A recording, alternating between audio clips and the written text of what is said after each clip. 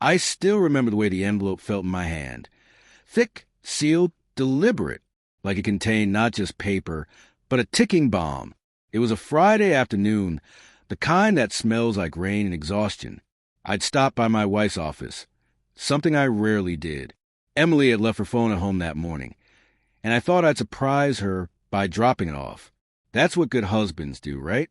The kind who still believe in small gestures and quiet trust. But instead of Emily, I found her boss, Richard Latham, a tall man in his 50s, salt and pepper hair. The kind of person who always looked like he knew something you didn't. When he saw me standing there with Emily's phone, he sighed, almost like he'd been expecting me. "Daniel," he said quietly, "come in for a moment." I frowned. "Is Emily around?" He shook his head. "No, she's out, but I need to talk to you." That's when he handed me the envelope, cream-colored, my name written in Emily's handwriting. "Pack a bag," he said, eyes unreadable. "You have 24 hours. I stared at him, certain I'd misheard. "Excuse me." He hesitated, then placed a hand on my shoulder. "Just read it, Daniel, please." And then he walked away. In the car, I just sat there with the rain tapping against the windshield. I didn't open it right away. My heart wouldn't let me. I wanted to believe it was something else, a surprise, maybe some elaborate plan.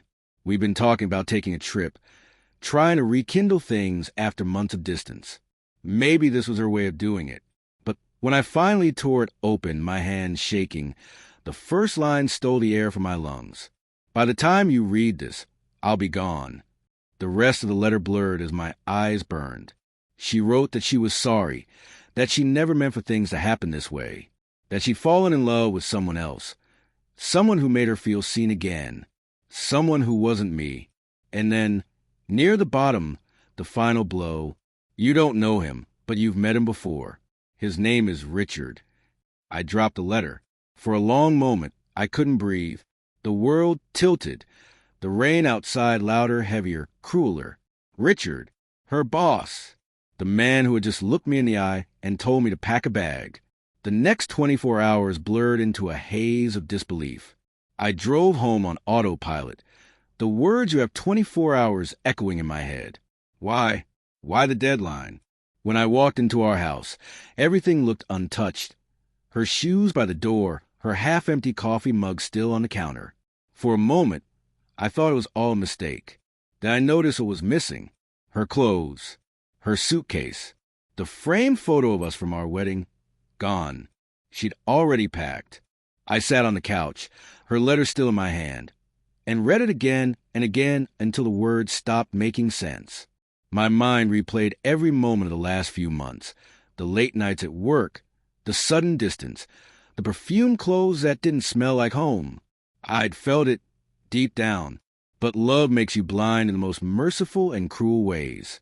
By nightfall, anger took the place of shock. I drove back to her office. The building was dark except for one light in the corner office. Richard's. He didn't look surprised when I walked in. "You read it," he said simply. I clenched the letter in my fist. "Where is she?" He sighed, leaning back. "She's on her way to the airport. She asked me to make sure you didn't do anything rash." My voice broke. "You? You're the one she's leaving me for."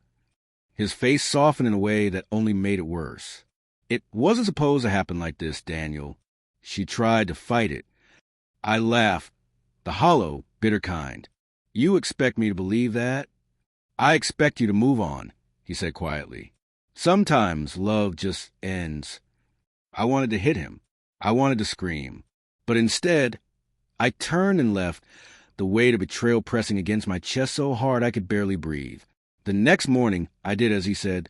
I packed a bag, not because he told me to, but because I couldn't stay in that house another second. Every room whispered her name. The sheets smelled like her perfume. The silence was unbearable. I drove until the sun rose, ending up at a small cabin by the coast, the place where Emily and I had spent our first anniversary.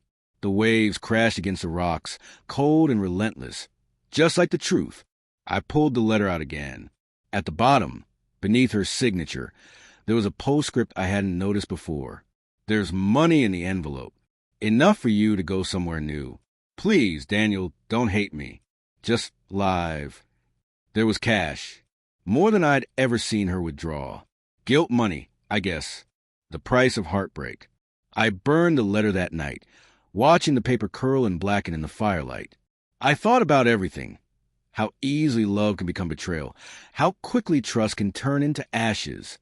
But somewhere between the crackle of the flames and the rhythm of the waves, something inside me loosened. She had taken everything. But not my future. Not my ability to start again. As the last ember died, I whispered to the empty night, I forgive you, Emily. And for the first time in a long time, I meant it.